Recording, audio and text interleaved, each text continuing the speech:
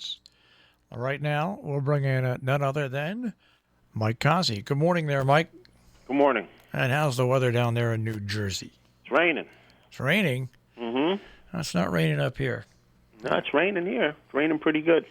We're in a drought condition here. We're about 7 inches below the rainfall. Even that's with all that rain we got from the tropical depression and everything. Oh, well, enough of that. On to sports. Yankees lost a doubleheader. Got swept by Atlanta. Yeah.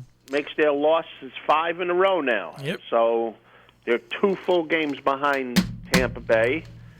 And what else happened last night to the Yankees? I have no idea. Aaron Judge came back. All right. What else happened to the Yankees? He got injured. He got hurt again. How? I don't know, same injury to a different leg. Huh. You shouldn't laugh like that, Mike. That's wrong. No, it's funny. It's funny. No, How it's can not. a professional athlete be hurt so much? He was just out for about 2 weeks, supposed to be fine, comes back and gets the same injury to another leg. That's like Mission Impossible. It's like we said. Still nothing to laugh at. Something's wrong with the Yankees, and they just got to figure it out. Steroids. That's what's wrong with it. I know. Steroids. That's wrong. You can't jump to that conclusion, Mike. I'm Well, sorry. prove it wrong. No. In this country, you got to prove it that it actually is that. Oh, you do? Yes, you do. Oh, okay. Come on, you know that. You don't assume somebody's guilty. I thought we changed the way the country's run. I thought that's the way it's done now. You're guilty until you're proven innocent. No. That's the way it sounds. Let's go on to being guilty to the Islanders. They lost last night. Good game. They were down 3-0. They fought their way back. They played tremendous in the third period to tie it up, and they didn't come out with that intensity in the overtime. The Flyers scored a fluky goal. It bounced off of one of the Islanders in front of the net and into the net, and that's how they wound up losing yesterday. They played a really, really good game, but they came up on the short end of the stick. I still think they'll beat the Flyers. Yeah, I think they'll beat the Flyers. Because they're a 7-game series, right? Yeah, they're regular series. They're not 7-inning baseball games. All right, what else happened in the National Hockey League? Anything else last night? Yeah, there were 3 games yesterday. So the first one of the day, which I don't understand why they played at 3 o'clock, but they played at 3 o'clock. The Flyers beat the Islanders 4-3. The Lightning and the Bruins played. The Lightning destroyed the Bruins yesterday 7-1. Total beating yesterday. The Bruins added the game in the first period and never came back from it. And then last night, the Avalanche beat the Stars 6-4. So the Flyers-Islanders series is tied at 1. Tampa Bay's ahead of Boston 2-1, and Dallas is ahead of the Avalanche 2-1. That was a must-win for the Avalanche last night. All right. Let's see. I'm trying to scan the headlines. What else you want to talk about? Back to baseball. Okay.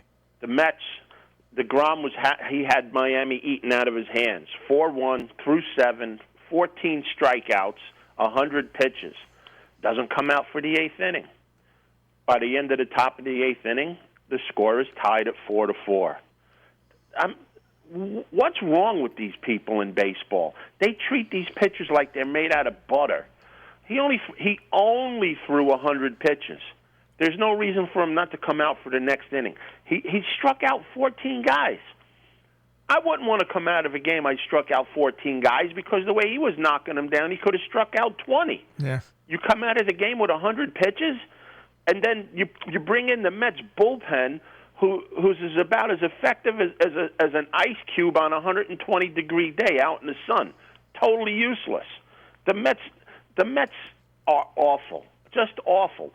They lost the doubleheader the day before to Miami. They had the best pitcher in baseball last night pitching for him. Didn't use him the right way. Almost lost the game. The Mets should just mail in the rest of the season. They should go on some kind of protest about something and just never show up for the rest of the year because they're absolutely horrible. You know what I don't understand, and I really don't understand why baseball has let this happen. This is going to sound like I'm a crabby old man, but you just go back 20, not even 20, about 20 years in baseball, when even an average pitcher would go, and I say average, I mean like a pitcher that had like a 500 record, would go 7, 8 innings into a game. And if you were a top flight pitcher, and back then teams had tried to have two really top flight pitchers on their staff at each time, I mean the innings that these guys would throw a year, it's laughable now when you look at it. We said it yesterday with these 7-inning doubleheaders where they try to get their starter through 5. If you can't throw 5 innings as a starting pitcher in the major leagues, you don't belong in the major leagues. And I'm not blaming DeGrom for this. I'm blaming the Mets staff for this. You don't take this guy out. You let him finish the game. Right. You let him go. So what if he throws 130 pitches? He's not pitching again for 5 days. And how do you build up arm strength anyway? You throw more. Yeah, it's just like if you've got arthritis, what do they tell you? You got to get up and move around. You got to get up and move around. Got to keep things flowing. Got to keep things going. I wasn't a professional pitcher. I pitched 13 innings against the number 3 team in the nation in college. I pitched 13 innings on a Saturday. Guess what? I pitched another game in relief on Wednesday the same week. I didn't die. My arm didn't fall off, and my arm is still sound 50 years later. It's a joke. Yeah, it is. It's crazy. It's crazy. You keep babying things, and they become babies. All right. How'd you do at Saratoga yesterday? Between the two picks, I don't know which one I picked. Okay. I don't know. By the way, Mike's picks are up at Robin Hood Radio, dailybugle.com under Cozzi's Corner, and you can always find them there Wednesday through Sunday. What are your picks for today? Let's see. For the radio, we're going to go to the 4th race. It's a mile and an eighth on the dirt. It's supposed to be raining all day up there, so we're going to go to the 4-horse, Height. This horse is by Union Rags out of a more than ready mare. This horse has already run a mile and an eighth. This is a maiden race. Maiden's 30,000. He ran second by 3/4 of a length last time out at Saratoga, going a mile and an eighth. He's the only horse in here who's shown some kind of ability going 2 turns. He's bred for the wet, being out of a more than ready mare by Union Rags.